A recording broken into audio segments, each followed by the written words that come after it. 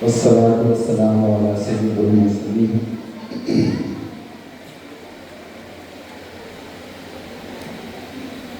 السلام علیکم ورحمۃ اللہ وبرکاتہ۔ میرے مربی، میرے محسن، میرے استاد محترم اور بزم امدادیہ کے صدر جناب عادل خطیب صاحب، میرے مخلص اور میرے لیے جو ہے کہ معزز عزت مآب جو کہ آج کے محفل کی رونق ہے، شہاب الدین پرگار سر، میرے ہم عمر ساتھی اقبال بھائی، بزم امدادیہ کے سبھی اساتذہ کرام، خواتین، پیارے طالبات،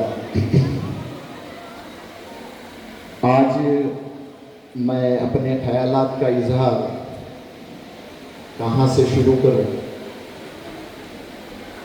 جس کے لیے میرے ذہن میں ایک تلاطم برپا ہے، کیونکہ میں خطیب سر سے کہوں گا کہ ذرا تصور کیجئے، کیونکہ آج جو یہ مجلس منعقد ہے وہ اصل میں شہاب الدین سر کے لیے ہیں، اور شہاب الدین سر کی کتاب کا پنہ اگر پڑھنا ہے تو اس کے پہلے، اس سے جو پہلے صفحہ آتا ہے وہ ہے آر ڈی خطیب سر کا۔ ذرا تصور کیجئے کہ آپ نے 81 82 میں، جس وقت میں غالباً 8 اسٹینڈرڈ میں تھا، اور آپ ہمیں تقریری مقابلوں کے لیے چپلون جیسے دور دراز علاقوں میں لے کے جاتے تھے، جب اس وقت میں سفر کی سہولت میسر تھی۔ اس وقت اگر چپلون میں کوئی پروگرام اٹینڈ کرنا رہتا ہے تو ایک دن کا جانا رہتا تھا، تو اس وقت ہمیں احساس نہیں ہوتا تھا کہ یہ ہمارے استاد ہمارے لیے کیا کر رہے ہیں، لیکن میرے لیے آج یہ نہایت ہی فخر کا لمحہ ہے کہ آج میں اپنے استاد محترم کے سامنے اور انہی کے ادارے میں اپنے خیالات کا اظہار کر رہا ہوں، اور مجھے اللہ کی ذات سے یقین ہے کہ میرے ان الفاظ سے میرے محترم استاد خطیب سر کو تھوڑی بہت تسکین حاصل ہوگی، اور سر میں فخریہ کہتا ہوں کہ میں آپ کا شاگرد ہوں۔ پیارے بچوں، دنیا میں دو عظیم پیشے ہیں، جس میں ایک پیشہ استاد کا ہے، ٹیچر کا ہے، اور ایک پیشہ ڈاکٹر کا ہے۔ اس میں ہمیشہ مقابلہ چلتا رہتا ہے کہ ٹیچرز بڑا یا ڈاکٹرز بڑا، لیکن میں تو یہ کہوں گا کہ ٹیچرز بڑا۔ پیارے بچوں، جو ہمارے استاد نے ہمیں ایک بات سکھائی ہے، میں وہ آج آپ کو بھی وہ پیغام دینا چاہتا ہوں کہ استاد کا درجہ کیا ہوتا ہے۔ کسی نے پوچھا استاد کا درجہ کیا ہوتا ہے؟ استاد بڑے یا ماں بڑی باپ بڑے؟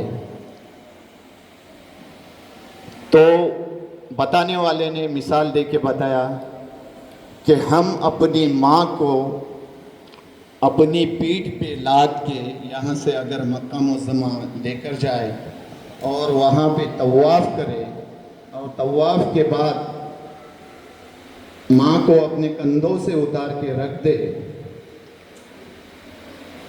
تو ماں کے ہم اس ایک آہا کا، جس وقت ہم پیدا ہوئے تھے اور جس تکالیف سے ہماری ماں گزری تھی اور جس نے آہا بھری تھی، تو اس کی ایک آہا کا ہم حق ادا نہیں کر سکتے۔ اس سے بڑھ کے استاد کا درجہ ہے۔ تو ہمیشہ آپ یہ بات یاد رکھیے کہ استاد کی جھوٹیاں سیدھی کرنے ہی میں ہماری جو ہے عافیت ہے، قدر و منزلت ہے. خطیب سر میں آج آپ سے اور ایک بات عرض کرنا چاہوں گا کہ پیارے بچوں، گزشتہ 40 سالوں سے میں سر کو دیکھ رہا ہوں. تعلیمی خدمات میں سر کا اتنا یوگدان ہے کہ جس کو بیان کرنے کے لیے میرے خیال سے وقت کم پڑ جائے گا. سر نے اپنی زندگی کو تعلیمی میدان میں اور آنے والی نسل کی نشو و نما کے لیے جھونک دیا ہے. سر، آج مجھے احساس ہو رہا ہے کہ سر کن کن مراحل سے گزرے ہیں. مجھے آج بھی وہ لمحہ یاد ہے جب سر کچھ کام کی غرض سے ہمارے گاؤں سونس میں آئے تھے. تقریباً 85-86 کا واقعہ ہے اور جس کی ندامت آج بھی میں محسوس کرتا ہوں. تو کچھ سماجی ایسے عناصر جو کہ مفاد پرست تھے، سر کی گاڑی کے ٹائر کے جو ہے ہوا نکال دیے تھے. گرمی اتنی شدت کی تھی اس وقت اور سر اس وقت پیدل جا رہے تھے. مجھے پتا نہیں تھا، میں بمبئی سے آیا، ہماری ماں نے دیکھا کہ سر پیدل جا رہے، بولی تمہاری سر جا رہے، آواز دے دو. تو میں نے سر کو بلایا، سر آئے اور اس وقت جو ان کی چہرے کی کیفیت تھی آج بھی وہ میں درد محسوس کر رہا ہوں.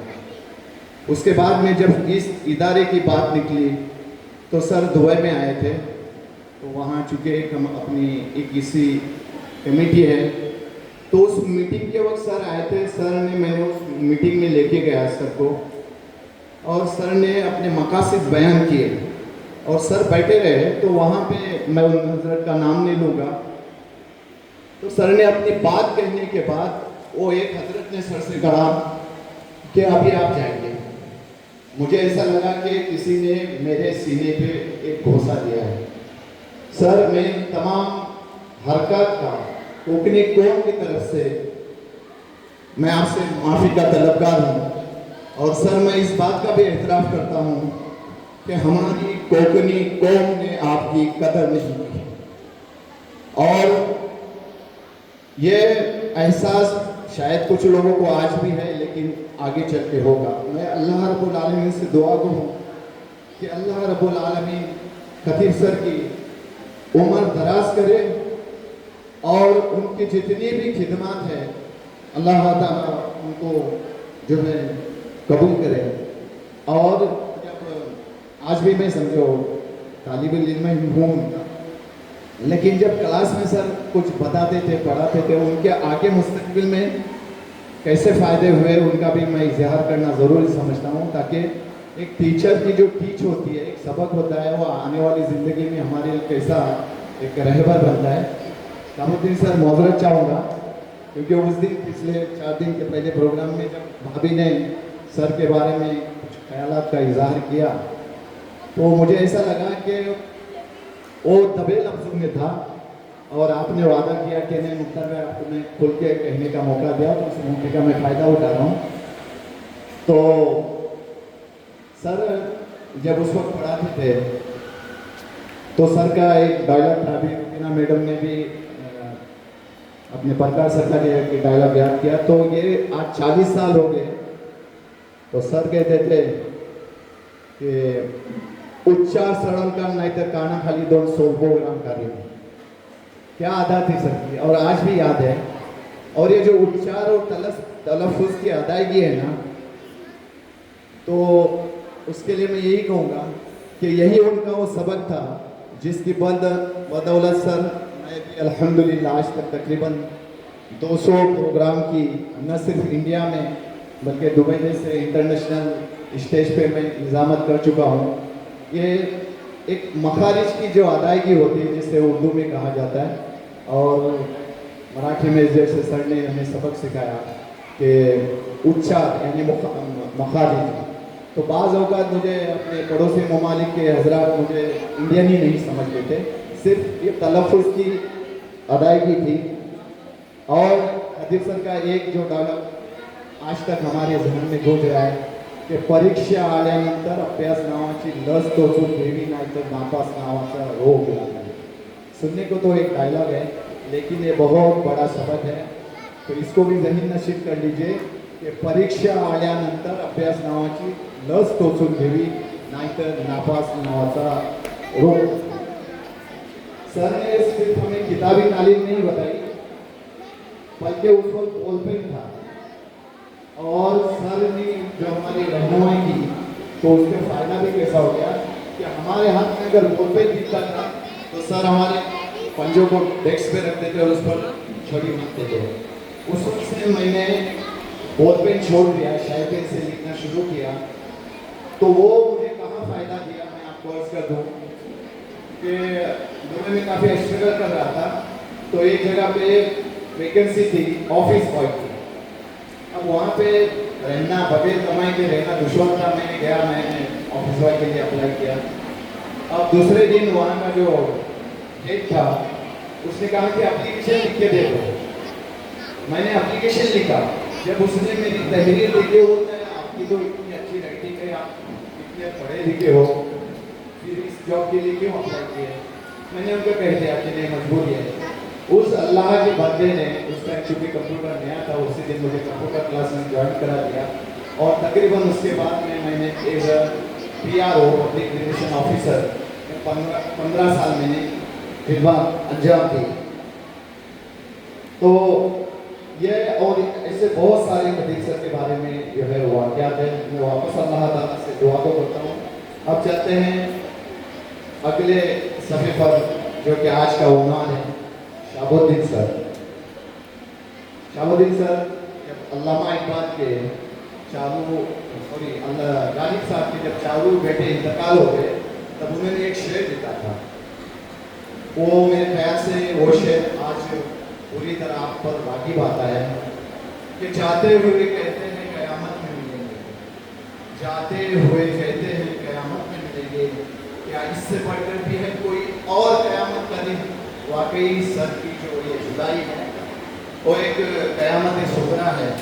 लेकिन सर के आप बच्चों ने या यहाँ के असातिज़ा ने जो पहलू देखे हैं वो स्कूल के अंदर देखे हैं, जो कि तालीम से वाबस्ता है.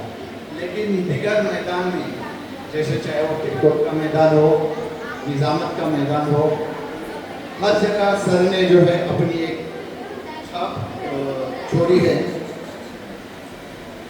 और उस वक्त एक लोगों ने राय रखी थी कि सर को आने वाली ज़िंदगी में क्या करना चाहिए. तब हमारे उस्ताद मोहतरम ने उनको मशवरा दिया था कि सियासत में ना आए. तो मेरी भी राय यही रहेगी कि जिस तरह आपका जो सफ़र है उसको एक कंटिन्यू कीजिए. और मैंने वैसे भी ज़्यादा वक्त लिया हूँ, लेकिन मैं मुख्तसर अल्फाज और पेश करता हूँ कि सर आप ये विदाई नहीं है और आप दिल हल्का मत कीजिए. क्योंकि एक शाम में जब सूरज गुरूब होता है तो वो उफक पे जाके रुक के दुनिया पे नज़र डालता है और एक फिक्रमंदाना सोच से नज़र डालता है दुनिया के ऊपर कि अब इस दुनिया को उजाला कौन देगा, मैं तो डूब रहा हूँ. लेकिन दूर किसी गोशे में एक मासूम सा सितारा चमकता है और वो कहता है कि मैं इस दुनिया को रोशन करूँगा. कदीर सर और शहाबुद्दीन सर, ये सारे जो सितारे हैं वो आपके चमकाए हुए हैं और इंशाअल्लाह सुम्मा इंशाअल्लाह ये ता क़यामत चमकते रहेंगे आपके लिए.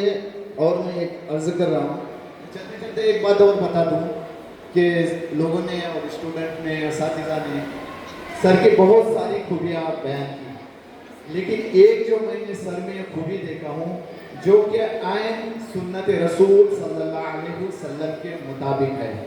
अगर आपको मेरी बात सही लगे तो एक बार ज़रूर तालियां बजाना कि नबी करीम सल्लल्लाहु अलैहि वसल्लम की ये सुन्नत मुबारक थी कि हर किसी को यह एहसास होता था कि अल्लाह के नबी सल्लल्लाहु अलैहि वसल्लम मुझसे ज़्यादा करीब है, मुझे ज़्यादा चाहते हैं. शहाबुद्दीन सर ने भी वो उसी सुन्नत को अमली जामा पहनाया है اور ہر کوئی یہ کہتا ہے کہ شہاب الدین سر سب سے زیادہ ہمارے دل کے قریب ہے، ہمیں چاہنے والے ہیں۔ آخر میں علامہ اقبال کا کچھ مصرے بیان کر کے اپنی جگہ لوں گا کہ جلال آتش و برق و سحاب پیدا کر، جلال آتش و برق و سحاب پیدا کر، اجل بھی کام اٹھے و شباب پیدا کر، تو انقلاب کی آمد کا انتظار نہ کر، جو ہو سکے تو خود انقلاب پیدا کر۔ اللہ حافظ۔